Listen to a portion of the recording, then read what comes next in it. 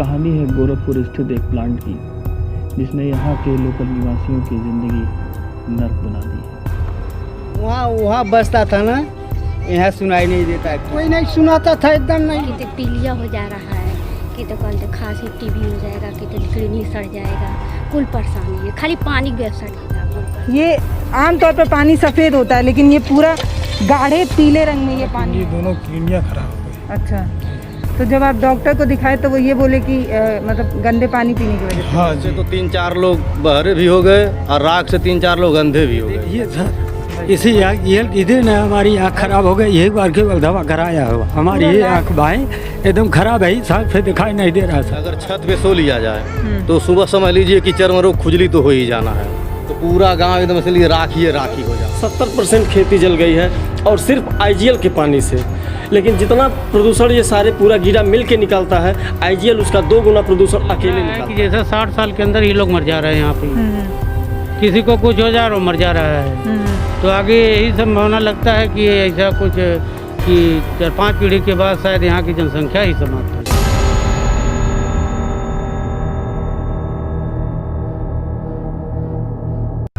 India glycols limited सालाना 5,000 करोड़ से ज़्यादा का टर्नओवर और भारत में 8 प्लांट। ये तो वो कहानी है जो सभी आपको बताएंगे, लेकिन आज हम आपको दिखाने जा रहे हैं पर्दे के पीछे की असली सच्चाई। तो चलते हैं इस फैक्ट्री के पीछे। इस फैक्ट्री के पीछे जाते ही आपको नज़र आएगा काला धुआं और उस धुएं में मिला हुआ काली राख। राख पड़ गया पूरी आ रही, गिरा राख पूरा आँख में, देखिए शर्ट पूरा राख लगा हुआ है, 3-4 आँख में पड़ गया, धोने पे निकले गड़ रहा है, बहुत 24 घंटा यही इनका है। 24 घंटे ऐसे राखी उड़ता कोई यात्री अगर इधर से आए बिना उसके आँख में पड़े बच के नहीं जा सकता है, जान आँख में पड़ जाना है, गड़ता रहता है। और आप वो धुआं दिखाइए, और मैं आपको बताऊं कि अगर आप यहाँ पे 10 मिनट खड़े हो जाएंगे तो आपकी आँख तो बचेगी नहीं। बुरी तरह से जलन हो रहा है आँख में, और महक भी बुरी, बहुत ख़राब तरह की स्मेल आ रही है। ये सब लीकर बनाने की वजह से हो। और बस इतना ही नहीं, इस राख से आसपास के इलाकों में रहने वाले कई लोग अंधे भी हो गए हैं। जब होता है ध्वनि प्रदूषण आईजीएल से, इससे तो 3-4 लोग बहरे भी हो गए और राख से 3-4 लोग अंधे भी हो गए। अच्छा, ये देखिए सर, इसी इधर ना हमारी आँख खराब हो गई, यही बार केवल दवा कराया हुआ।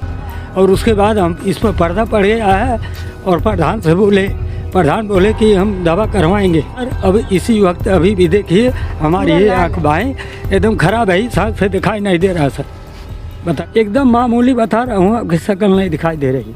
ये मालूम पड़ रहा है कि आप काले काले कोई यहाँ पे हैं। यही हालत है सर, घी रखी और ये आगी हल्की। हम ग्लेंट में गाड़ी चला रहे थे, साइकिल से आ रहे थे, सुबह का टाइम था, 6 बज रहा था। उसमें से राखी जैसे तिनका नहीं है, वो उड़ते हुए आया सर, आँख में पड़ गई। आँख में पड़ा तो मतलब वो जैसे सुई की तरह लगा चुभने, तो ऐसे हल्का हल्का किए आए, पानी होने धोए, उसके बाद कोई प्रभाव नहीं पड़ा। प्रभाव नहीं पड़ा है, और उसके समय ऐसे करते करते वो कहीं धंस गया। अच्छा। पूरा, और धंस गया, दवा मतलब दिखाए भी लेकिन सही नहीं हुआ, एकदम आँख लाल लाल हो गई, पूरा इतना बड़ा बड़ा हो गया। अभी तक कितना पैसा लगल चाचा? सर हमने इस समय 22,000 रुपया लगा। कहूँ सर, अरे जब प्रधान नहीं सुनेंगे तो दूसरा कौन सुनेगा? वहाँ रोड पे खड़ा हो जाइए, केवल उसकी कंपनी की तरफ देखिए, अभी आपके आँख में पूरा राख पड़ जाएगा और आँख पूरा दर्द करेगा।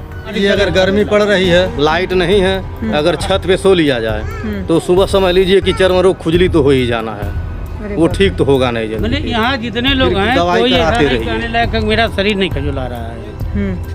सिटीजन वगैरह इधर उधर से दवा लेकर के सबको खाना पड़ता है। अभी तेज से जब हवा चल देता, जैसे मान लीजिए आधी आ गई, तो पूरा गांव एकदम इसलिए राखी हो जाए। यहाँ पर रिपोर्टिंग करने के दौरान पल्लवी की आंख में भी ये राख चली गई। तो इस तरह की दिक्कतें आप देख रहे होंगे। अभी भी बुरी तरह से यहाँ पे जो काला धुआं निकल रहा है, और ये जो काला धुआं है वो लोगों की ज़िंदगी पर काला साया बन रहा है, और लोगों की ज़िंदगी बुरी तरह से लील रहा है। लेकिन आम जो अधिकारी लोग हैं उनको कोई फ़र्क नहीं पड़ रहा है। वो लोग आराम से अपने एसी वाले कमरे में आराम से बैठे हुए हैं, और यहाँ के लोगों की जो दिक्कतें हैं वो सुनने को कोई तैयार नहीं है, जिसकी वजह से यहाँ के काफ़ी लोगों की ज़िंदगी जो है वो अब खिलौना ही बन के बची है। और सिर्फ इतना ही नहीं, यहाँ के निवासी बताते हैं कि कैसे इस फैक्ट्री की तेज आवाज़ से कितने लोग यहाँ बहरे हो गए। ध्वनि प्रदूषण आईजीएल से। हाँ। इससे तो 3-4 लोग बहरे भी हो गए। दिक्कत है क्या देखिए। ये देखिए पूरा टाका चला हुआ है, कैसे हुआ? हाँ तो ऐसे हो गया था, यहीं पर रहे तो ये जलवा वाला गांव सुना नहीं, बचे ही रहे पर थोड़ा सा थी हो गया। तो तेज बोलिए चाचा, समझ नहीं आ रहा है। सनक गए। का दिक्कत भइल लाल पहले काने में? हाँ यही अजलवा से, अजलवा शराब वाले के हाँ। यहीं से दिक्कत हुआ था। तो का होत रहल तू के? ऐसे पगला गए थे। अच्छा। पगला के गिर पड़े। काहे खरतन पगला गई रहला? वही सुनाई नहीं। आवाज वो बताओ। इतना तेज आवाज करता। अरे जुड़ियाने उड़ियाने सब। उस समय आईजीएल जब नए बना था तो इतना तेज आवाज कर रहा था, अभी भी करता है। जब वो अपना छोड़ते हैं सिस्टम करते हैं तो स्टीम बहुत तेज जब हो जाता है तो एकदम पूरा गांव गूंज जाता है, मालूम पड़ता है जहाज जा रही है ऊपर से ही। अरे कोई सुनाता नहीं ऐसा है। सबके गूंज रहा था, उनके कान में दिक्कत आ गई थी, ये पगला गए थे उस आवाज को सुन करके। तो चाचा ये बता रहे हैं कि इतना तेज आवाज था जिसकी वजह से ये दिमागी रूप से जो है ये बीमार हो गए। सबसे पूछ लीजिए, कोई नहीं सुनाता था, एकदम नहीं। बता रहे हैं कि इनकी नतनी जो है इतना तेज आवाज आया। क्या कह रहे हैं बाबा? मेरी नतनी आई थी, हाँ। वो लैट्रिन के लिए गई, उसको खेत में ले गए और इतना तेज आवाज़ हुआ ना कि वो चिल्ला करके रो पड़ी बहुत तेज में। उसको शांत कराते तब जा करके वो शांत। वहाँ बसता था ना, यहाँ सुनाई नहीं देता किसी के पास। अच्छा, आपस में आप लोग बात नहीं कर पाते? बात नहीं, सुनाइए नहीं देता, कोई बात नहीं कर पाता है। इतना इतना तेज आवाज देता है। अभी ठीक हो गया। अभी ठीक हो गया। तो यहाँ पे ध्वनि प्रदूषण, वायु प्रदूषण और पता नहीं कौन कौन से प्रदूषण की वजह से लोगों की जिंदगी बुरी तरह से बर्बाद हो गई। इसके अलावा हमने ये भी जानने की कोशिश की कि फैक्ट्री से निकलने वाला दूषित पानी किस तरह से नदी में मिलाया जाता है। क्या उसे ट्रीट किया जाता है या यूं ही नदी में मिला दिया जाता है? तो हमने पाया कि बिना ट्रीट किया हुआ फैक्ट्री का दूषित पानी एक कच्चे नाले में गिरा दिया जाता है और इस कच्चे नाले से ये पानी ज़मीन के अंदर सोख लिया जाता है। और यहाँ के आसपास के रहने वाले निवासी बताते हैं कि उनके नलों से निकलने वाला पानी कितना पीला हो गया है। इस बाल्टी का पानी आप एक बार दिखाइए। ये आमतौर पर पानी सफ़ेद होता है, लेकिन ये पूरा गाढ़े पीले रंग में ये पानी है। और इसका कारण ये है कि ये जो फैक्ट्री से लीकर निकलता है उसकी वजह से यहाँ पे जो है ये पानी ऐसा हो रहा है। और अभी आम लोगों से जानने की कोशिश करेंगे कि किस किस तरह की दिक्कतें जो है इन लोगों को फेस करनी पड़ती हैं, इस पानी से क्या क्या समस्या होती है। तो ये बताइए, इस पानी से क्या क्या दिक्कत आती है? मैडम, यहाँ का पानी पीने लायक नहीं है। यहाँ पे जुड़ियान गांव के जितने लोग हैं सब लोग पानी खरीद के पीते हैं। रोज़ाना 20 रुपया का 1 जार मिलता है, लोग वही पानी खरीद के पीते हैं। और जब कंपनी लगाई गई तो गांव वाले से कहा गया कि सबको रोज़गार मिलेगा, किसी को कोई दिक्कत नहीं, लेकिन यहाँ पर न किसी को रोज़गार मिला न कुछ मिला।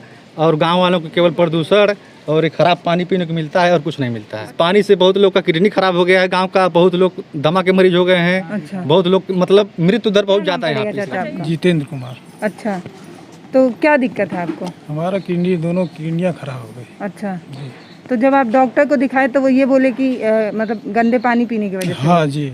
अच्छा, तो कितना पैसा लगा चाचा अभी तक आपके इलाज में? अब तक कम से कम 8-9 लाख रुपया लग 8-9 लाख लग गया जी। कोई मुआवजा वगैरह कुछ मिला आपको? कुछ नहीं मिला। नहीं, कुछ नहीं। बहुत जगह दौड़ा, कई बार हमने दे चुका बाकी कहीं कुछ नहीं हुआ। कहीं आप ऐसे लिखित कार्रवाई किए तो भी आपकी बात कोई नहीं सुना? कोई नहीं सुना।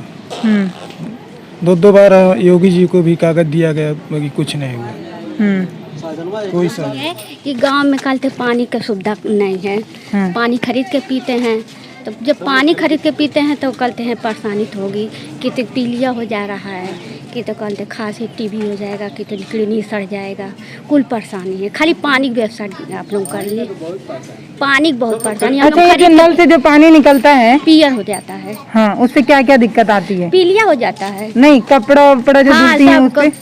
कपड़ा पीला हो जाता है, कपड़ा भी पीला हो जाता है, एकदम चिकनाहटपन भी है पानी में। बर्तन सर्फ माज के माजो ना तो चिकनाहट रहती है। इस गांव की हालत ये है कि सिर्फ पानी ना होने की वजह से तमाम तरीके की दिक्कतें आ रही हैं। किसी को किडनी का प्रॉब्लम है, किसी को कैंसर हो जा रहा है, चाची बताई थी पीलिया भी हो रहा है। तो इस तरह की दिक्कतें हो रही हैं।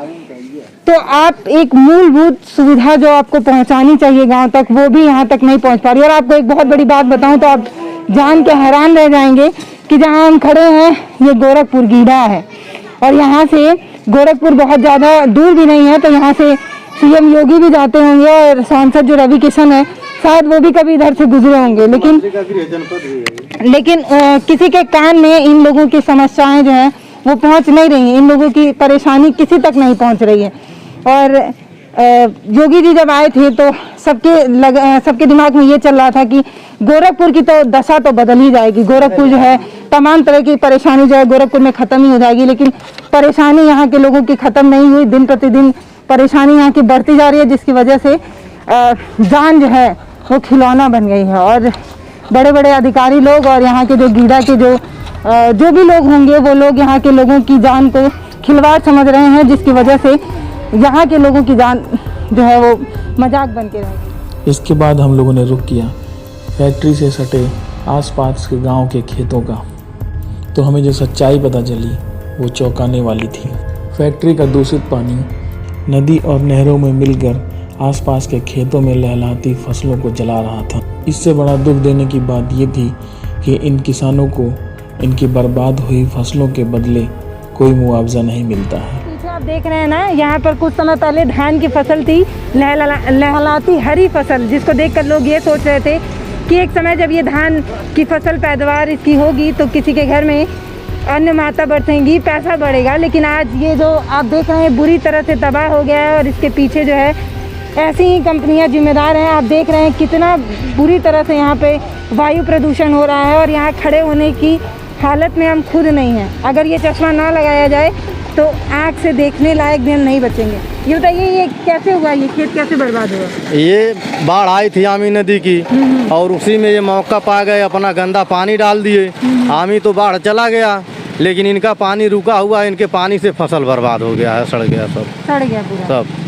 ये जिसकी आमदनी पर असर पड़ा है उसको कोई मुआवजा तो देगा नहीं, क्योंकि कहेंगे कि बाढ़ आई थी और बाढ़ चली गई। क्या इस खेत की जांच होगी? क्या कोई आएगा इसको देखने? क्या कोई अच्छा कोई मुआवजा वगैरह मिला कि नहीं मिला? कोई मुआवजा नहीं मिला। मुआवजा के लिए एसडीएम के वहाँ अभी दरखास्त पड़ा है, आप लोग विज्ञापन भी देखे होंगे, लेकिन अभी उस पर कोई सुनवाई नहीं है, कोई सरकारी मुआवजा भी। पानी एकदम बिल्कुल पूर्ण रूप से अशुद्ध हो गया है, पानी भी अशुद्ध है और पूरा वायुमंडल प्रदूषित है। छत पे हम लोगों के राख गिरती है। आईजीएल इतना ज़्यादा प्रदूषण फैलाता है जिस पे हम लोग मतलब बिल्कुल इस क्षेत्र की खरैला, भपसा, तेनुहारी, जुड़ियान, इस चारों पांचों गांव के लोग पूर्ण रूप से त्रस्त हैं। भरवटिया वालों का जीना दुर्लभ है। और रही बात जल प्रदूषण की, तो हमारे यहाँ खेती का इस समय हालत यह है कि लगभग 70% खेती जल गई है, और सिर्फ आईजीएल के पानी से। जितना प्रदूषण ये सारे पूरा गीडा मिल के निकालता है, आईजीएल उसका 2 गुना प्रदूषण अकेले निकालता है। किसान हाथ में फावड़ा उठाता है खेती करने के लिए, ये लोग हमें मजबूर कर रहे हैं उस फावड़े को किसी और रूप में प्रयोग करने के लिए। यहाँ पे बाढ़ के पानी से खेत गला है, तो महोदय हम बता दें यहाँ पे बाढ़ ग्रस्त एरिया बिल्कुल नहीं है।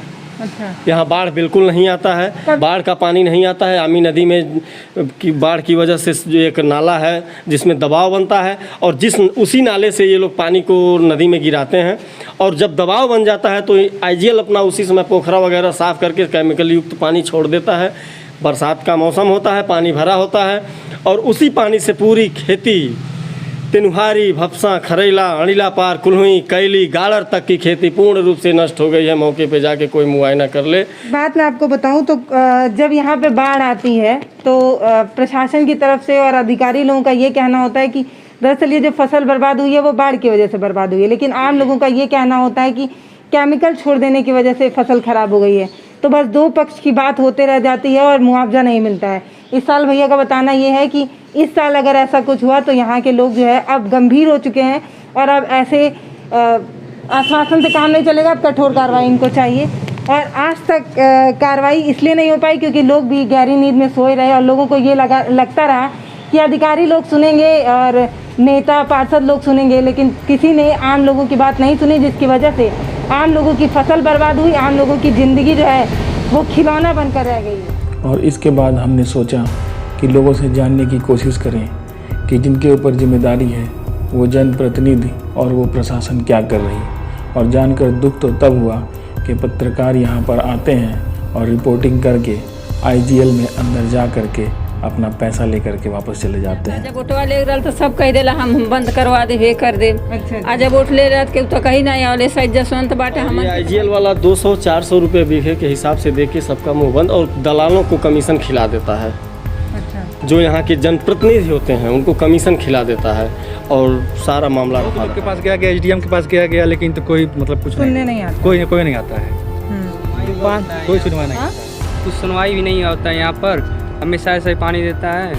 आप लोग की तरह बहुत लोग आए थे लेकिन कुछ हुआ नहीं। किया गया, सब लोग कहे कि हम जो है उनके खिलाफ कार्रवाई कर नहीं सकते हैं क्योंकि बड़े बड़े अधिकारी हैं, हमसे ऊपर हैं। वो लोग अपना विज्ञापन हम लोगों को मिलता है, हम भाई उनके खिलाफ कुछ नहीं कर सकते हैं। उसके बाद हमने ग्राम प्रधान से बात की और जानने की कोशिश की कि आखिर जनप्रतिनिधि क्या कर रहे हैं।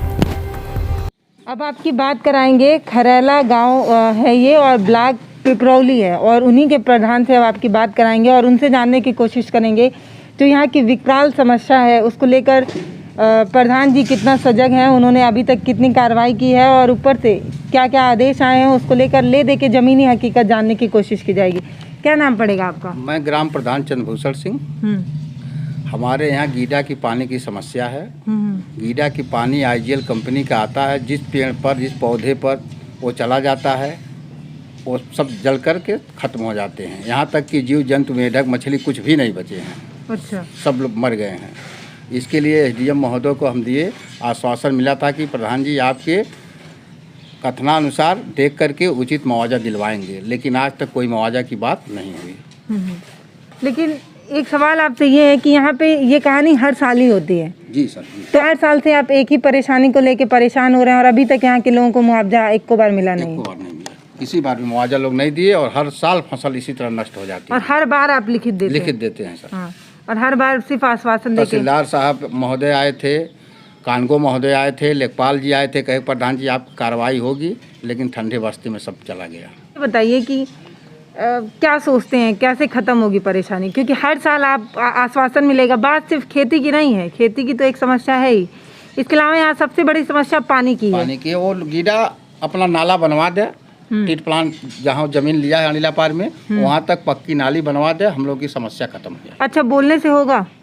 नहीं सर, बोलने से नहीं होगा, करने से हम लोग माननीय विधायक जी के पैड पर शासन को दे दिया गया है कि पक्की नाली बन जानी चाहिए। कब दिए थे आप? 1 महीने हो गए।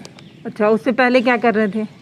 अब उसके पहले सर देते तो हैं लेकिन कोई सुनवाई नहीं होता है। आप अपने कार्यकाल में कितनी बार दिए हैं और कब दिए हैं? 2 बार दिए हैं। 2 बार। 3 साल पहले दिया था जब गीडा ऑफिस गोरखपुर में था। अच्छा। और इन बार हम और पूर्व प्रधान जा करके माननीय विधायक जी के घर उनके पैड पर लिख करके गीडा सीओ को हम लोग देखे हैं। मैं ये पूछना चाह रही हूँ कि आपके बाद कोई और प्रधान बने या आप ही बन जाए तो फिर आप यही रोना रोएंगे कि कोई सुन नहीं रहा है, कोई सुन नहीं रहा है, कोई सुन नहीं रहा है। अपने स्तर से सर हम कागज दौड़ा रहे हैं। लॉकडाउन के चक्कर में प्रदर्शन भी नहीं कर पा रहे हैं। अच्छा, यही सब समस्याएं हैं। तो लॉकडाउन तो अभी लगा है ना? प्रदर्शन तो आप पहले भी कर सकते थे। पहले प्रदर्शन हुआ था। अच्छा, हुआ था, तब भी कोई कार्रवाई नहीं? कोई कार्रवाई नहीं। प्रदर्शन तो हर साल, इन साल लंबा प्रदर्शन हुआ होता है, काफी नुकसान हुआ है। अच्छा। लेकिन लॉकडाउन के चलते हम लोग बेबस हैं। अच्छा, ये जो किसान लोग होते हैं, आप अपने गांव के ही बताइए कि आपके गांव में ये जो किसान लोग जो खेती कर रहे हैं उनमें बहुत से लोग ऐसे भी होंगे जिनकी अपनी खेती नहीं होगी, दूसरे की खेती अधिया लेके कर रहे हैं। जी सर।